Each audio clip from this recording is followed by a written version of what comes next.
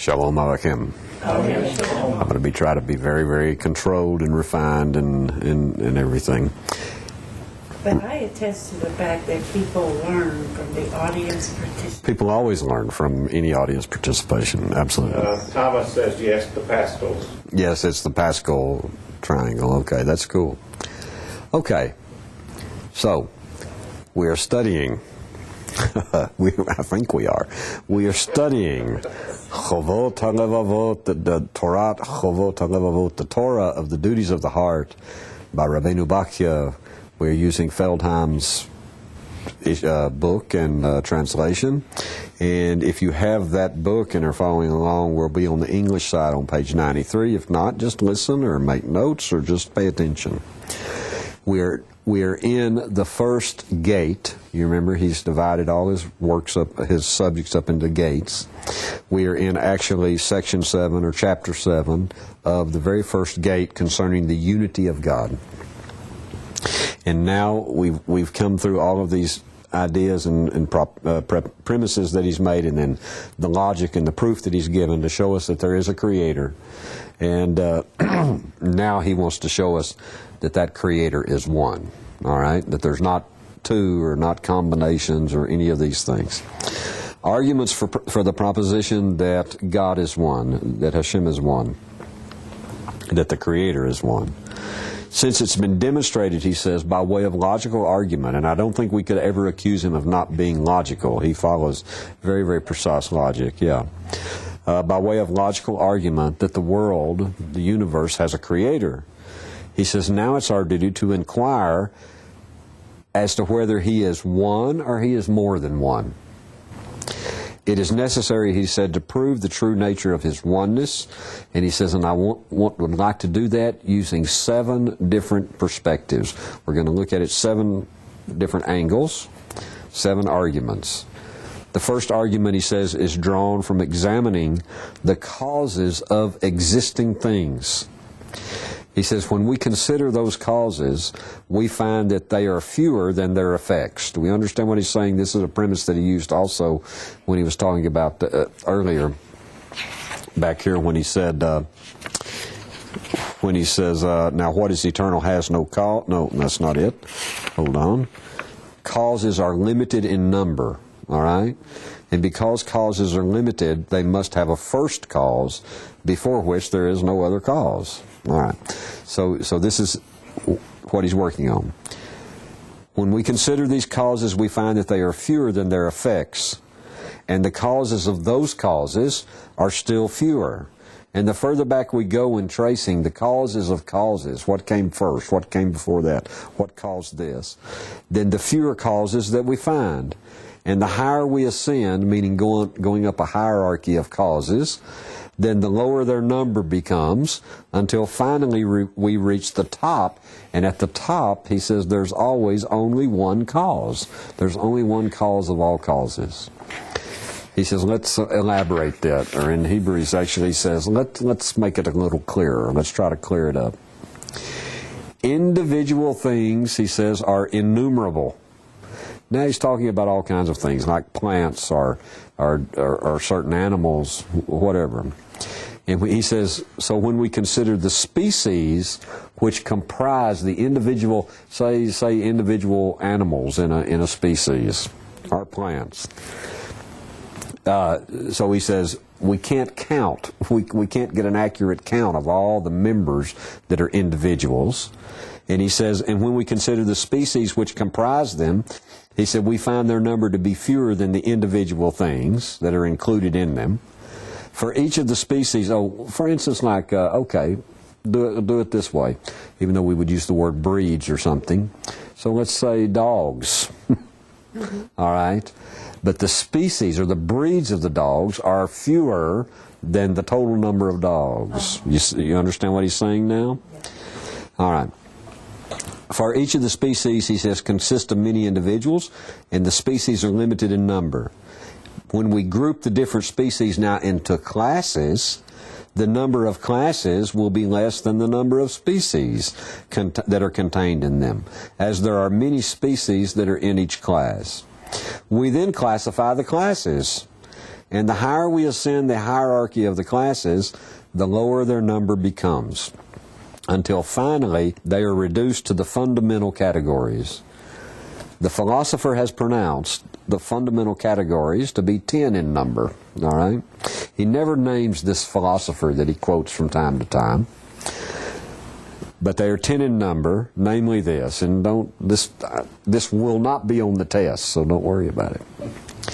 But they're 10 in number: essence, quantity, quality, relation, place, time, situation, possession, activity, passivity. All right, those are his 10 fundamental categories. When we trace the causes of all the individual things that are included in the species, he says, of these 10 categories, then we find that there are 5 causes. You see what he's doing? He's moving up and up and up and up and up to what came first. How did this happen? There are 5. Motion, movement, matter, movement, which is also time, which is part of what's called time-space, or space-time, put it that way. Motion, and then the 4 elements, namely fire, air, water, and earth. When we trace the causes of these 4 elements, then we find that they are 2. He's already talked about this: matter and form. The matter being that primal, whatever it is, he didn't have a word for it, but he's meaning atoms, and then form, the way they combine. And what causes them? The number of their causes, we're down to 2 now. You see what he's done? He's brought everything back, and he's down to 2 causes. And he says, and what causes them? The number of their causes will no doubt be even smaller. So what's smaller than 2? Right. Their cause is the will of the Creator. It can't be anything else. He says, the will of the Creator, may He be exalted. He says, the only number less than 2 is 1, and so the Creator must of necessity be 1. Now, he's going to explain that in a minute, because somebody's going to come along and say, well, what about 1 3/4? And he'll tackle this, I think. The exact same thing was said, he said, by David the king, where he quotes from Divrei Hayamim Aleph, 1 Chronicles, chapter 29, verse 11, where David the king said, the kingship is yours, O God, you are most exalted, the first of them all. He was saying that God is exalted above all who are exalted. He is the highest of the high, the beginning of all beginnings, the cause of all causes and effects. That's his first argument.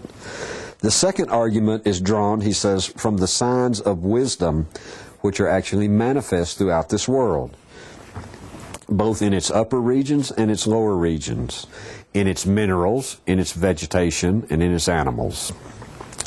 When we study the world, it shows us that it is entirely the plan, he says, of one designer, the work of a single creator. And he's going to explain that too. For we find that with all the differences in its substances and its elements, it still shows uniformity in its effects and in its parts. The signs of the Creator's wisdom, he says, which are manifest in the smallest as in the largest creatures, testify that they all have one wise Creator, but just one. If the world really, he said, had more than one Creator, then diverse forms of wisdom would be manifest in its different parts and in its species and in its individuals. For instance, if any craftsman are say 2 different artists who work on the same picture, an art person is able to come and tell who painted what and who painted the other, because they can't paint the same, not reproduce exactly the same. Say any craftsman, even you can tell, very, very famous, like there's all kinds of, especially in antique furniture and stuff, you can tell who built the table by the way they built it. And if somebody else contributed something to it, that piece is different than the other pieces. It doesn't have the same feel, doesn't have the same form, it doesn't have the same autograph. You understand what I'm trying to say? Yeah. Or no, it may be a collaboration, between 2 people, but the deal is even if it's a collaboration, you can still tell the difference in who made this piece and who made that piece. Who cut this piece of wood? Who designed it? Who decorated it? I mean, whatever. This is the point he's trying to make. Everything in creation is uniform in the sense that it works together, and we have causes and effects, and we have reactions, and we know what this and this will happen. In other words, he says if you look at it, if you looked at the whole thing overall, and two different ones, or three or four creators, there would be little differences. That's what he's trying to say. Furthermore, he says, we find that the world's stability and that its perfect balance, what does it rest upon? On the interdependence of its parts. Well, that's like what we were talking about earlier, just a simple ecological system. If any one of the parts of an ecological system is monkeyed with or removed, the system falls apart. No part is complete unless it is complemented by another. Just like links in chain armor, the parts of a bed, the organs of the human body. We all know that, don't we? If you don't believe it, just do a small thing sometime, like take your gallbladder out and see how, things will keep working, but it's different. And then there's other pieces of it of your body that are absolutely essential. Anyway, the components of other composite things complement each other, and they need each other to function properly. He says one can see very plainly that the moon and the stars need the light of the sun. The earth needs the sky and the water. Animals are dependent upon one another, as some species, birds, fish, and beasts of prey, for instance, feed on others. Man needs the world, and the world, for its perfection, needs man. Countries and towns, the sciences and the arts are interdependent. For instance, do you know the planet Earth would not be the planet Earth without the moon? Now, there's a whole scientific study on that. But the planet Earth would not exist with the atmosphere that it has and with the conditions for life that it has if it wasn't for the moon. Interesting. Is this worldly scientific statement? Yes, absolutely. Can I ask you why they say that? No, I can't remember exactly. I actually saw a whole presentation on this one time. But without the moon, it has to do with magnetic fields. It has to do with the controlling of the tides of the oceans, and a number of other things that the moon actually influences here on the Earth. And in other words, without the moon, the Earth would not support the life that it supports. It might support some kind of life, but it would not be orderly. It would not be the seasons. That's another thing the moon has an influence on, is the seasons of the year, all kinds of things. Yeah, which that makes a lot of sense, especially when you see, well, that's another study. That's a totally different study, talking about the diminishment of the moon being representative of the female principle in the universe, and so that's interesting. Without the diminishment of the moon, we wouldn't have the world that we have here. It would be something totally different. Yeah. Okay. Wisdom, he says, is actually manifest, can be seen, observed in the smallest as in the largest of creatures. The force of wisdom that is displayed in the creation of an elephant, in its great body size, he says, it's not any more marvelous than the force of wisdom that is displayed in the creation of an ant, in its tininess. On the contrary, he says, the smaller the creature, the more evident in it is the force of wisdom and power, the more marvelous and manifest the Creator's achievement. The smaller and smaller you go. What this shows, he says, is that all things are the conception of one designer, one creator. For everything reflects uniformity, and they are coordinated to achieve a perfect, stable, and comprehensive world order. If the world had more than one creator, then diverse forms of wisdom would be manifest in its different parts, which would not then be interdependent. If it had more than one creator, everything wouldn't be related. Everything wouldn't be interdependent upon each other. Since the world, he says, in spite of all the difference in its substances and its elements, still shows uniformity in its products and combinations, a person can logically conclude that its creator, its composer, and its governor, and its designer, that person is all one. The philosopher has said there is nothing in what God has created that is more wonderful than what he has created, meaning that wisdom is manifest uniformly and equally in the smallest as in the largest parts of creation. And this idea was also expressed by King David when he spoke of the world's natural order and its facility for supporting life. He quotes now from Tehillim 104:24, "How manifold are your works! O God, with wisdom you have made them all. The earth is full of your creatures, your creations." Then again from Tehillim 92, and 6, "How great are your works, God! How exceedingly deep your designs." Argument number 3. Based on the fact that the entire world was brought into existence, from non-existence, or into something from no thing, Having demonstrated that the world was brought into existence from non-existence, then we were forced to conclude that someone had to create it. Someone created it. Because it is impossible for something to have come into existence just on its own. It can't make itself. When we find that a thing exists, and it's clear to us that it came into existence after having been previously non-existent, then we know by testimony, he says, of a sound mind, that something other than itself created it, brought it into existence, and then formed it. Since it has been established that the world, he says, we've established logically that the world has a creator who created and brought it into existence, there's not even a need to consider the possibility that there is more or less than one creator.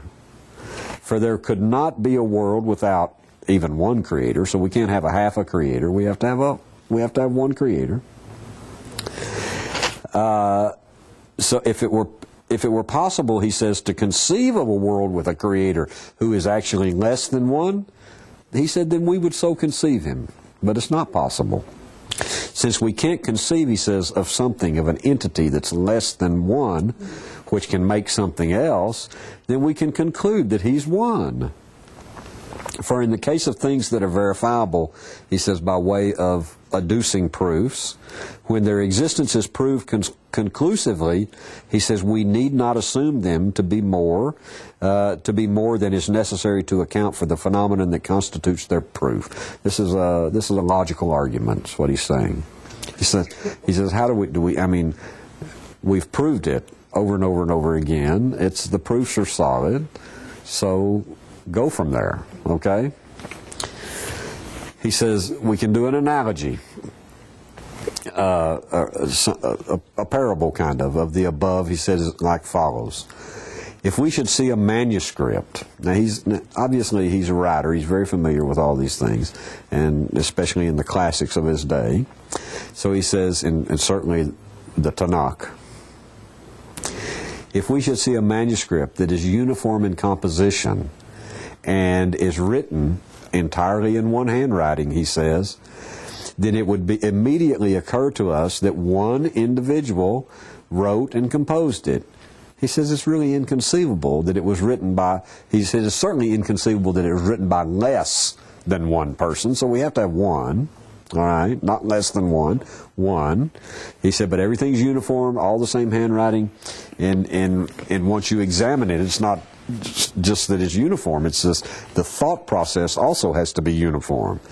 People, especially writers, have a particular way that they think and a particular way that they put their thoughts on paper. And if you read a particular author for a long time, okay, and become familiar with him, you can pick up something that's not signed. You don't have a clue who wrote it. But if you're familiar with that author, you can figure it out. It pops right off the page at you. I mean, it jumps at you. This is the kind of thing he's talking about. He says, it's inconceivable that it was written by less than one person.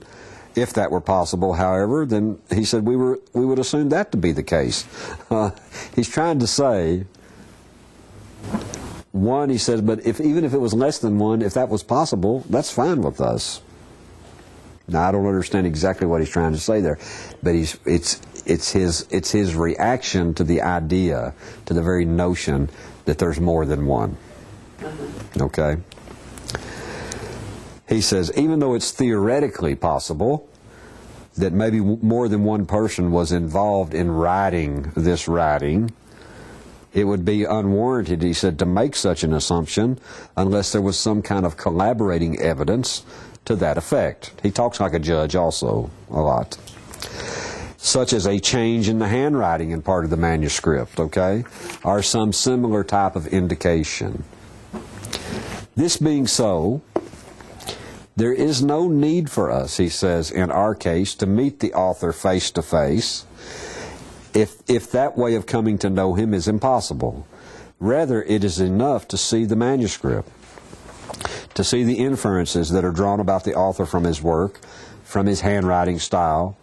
These things serve us instead of our actually meeting him.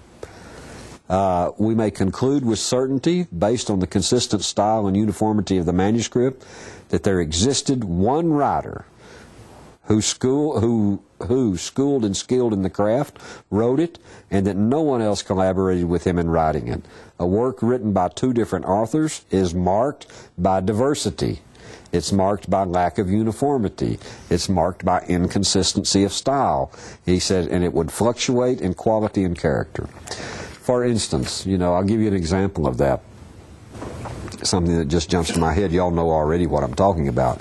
But, the Ramchal, I've been studying his stuff so long, and he has a particular style. I mean, I'm not getting his handwritten manuscript. Obviously, it's all in block Hebrew. But he has a particular style and a particular way of saying things that if you found a work that was even unsigned by him, is there coffee in that cup, Tony? Okay. Okay. Anyway, in such a way, if there was an unsigned work by him, you could read him and figure it out pretty quick. And somebody who tries to imitate him, no matter how hard they try, they can't quite pull it off. Not because they're not consistent, because they're not the Ramchal. So even though they may even be trying to write like him and imitate him and really copy him in a way, they still are not. They can't pull it off all the time. They might be successful for a paragraph or two or even 4 or 5 pages, but eventually somewhere in there you'll see it go some other direction. That's the idea. Okay. All of this, he says, the same can be said of the Creator, may He be exalted, because the signs of wisdom manifest in His creations, and they are uniform in character. Then it's necessary for us to believe that one person wrote the book, one person created it, one Creator created them.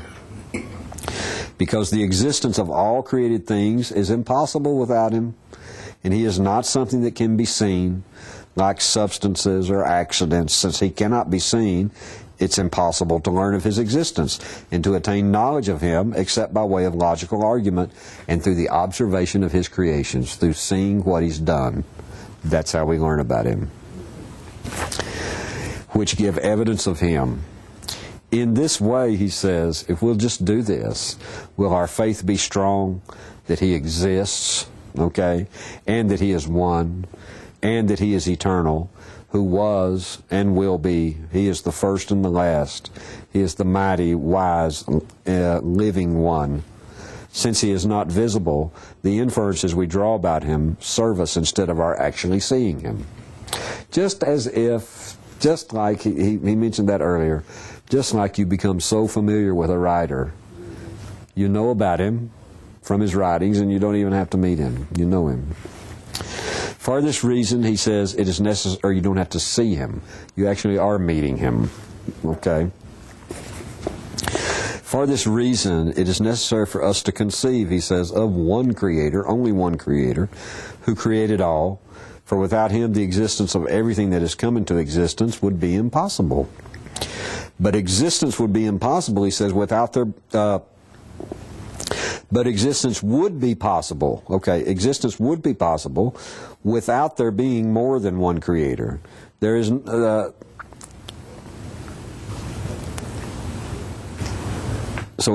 okay. It's threw me a little bit. Existence would be possible without there being more than one creator. For those who say there has to be more, there is no need, he says, for more than one creator. Therefore, if anyone maintains that the creator is more than one, his words simply do not stand unless he supports them with a proof other than the ones we have cited. It is impossible, he says, however, to support such a claim, because rational arguments do not contradict each other. Rather, they all testify to HaShem's oneness and rule out the attribution to him of plurality, or of association, or of similarity, as God himself declares. Yeshayahu 44:8. Nobody reads it. Is there a God besides me? There is no rock that I do not know. I am the first and I am the last. 44:6. It was yet my hand that founded the earth, my right hand that spread out the heavens. I call to them and they endure in harmony. Isaiah 48:13. There is no God beside me. Righteous and redeeming. Isaiah 45:21. Argument number 4. He's got 7 of them. And we're about out of time. But we'll start here. We'll start in argument number 4 the next time we're together, but we're just going to mention it here. To anyone who thinks, he says, that the Creator is more than one, then we say that the essence of all of those supposed creators must be either one or not one.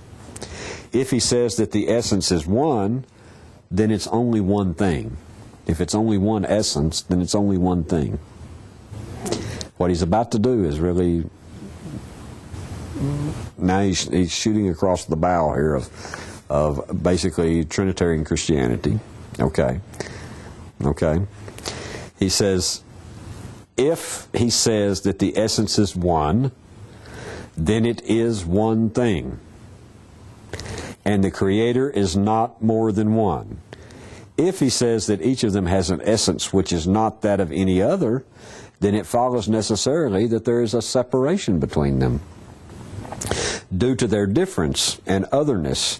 Now, whatever is separate is limited, and whatever is limited is finite, and whatever is finite is composite, and whatever is composite has been brought into existence, and whatever has been brought into existence has a creator. It isn't the Creator. His logic is absolutely impeccable. Absolutely impeccable. So he says, it follows then that the person who thinks that the Creator is more than one must also assume that the Creator is created. Meaning that there's some other one behind that one. We have already demonstrated, he says, however, that the Creator of the world is eternal, that he is the cause of all causes, he is the beginning of all beginnings, who is of necessity one, only one. As Scripture tells us, Nehemiah chapter 9 and verse 6, you are the one who is God, you alone. Wow, so we'll start with argument number 5. We got that one in. And I'm so glad that we're just going to keep moving right along.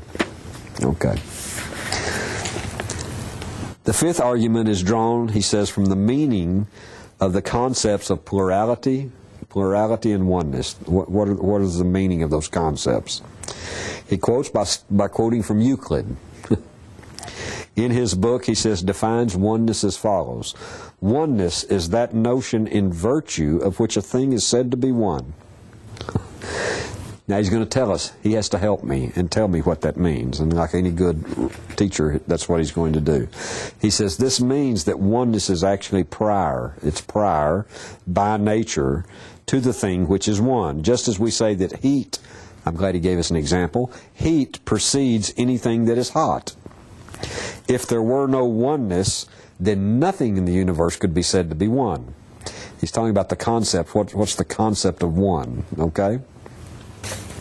The idea that we should form in our minds of oneness, he says, here's the idea. It has its absolute uniqueness and solitariness, that which has no association or comparison, nothing can be compared to it or associated with it whatsoever.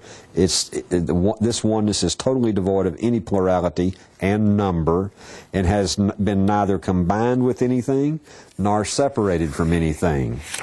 The idea of plurality, on the other hand, is, he says, is the sum of many ones, a whole bunch of ones.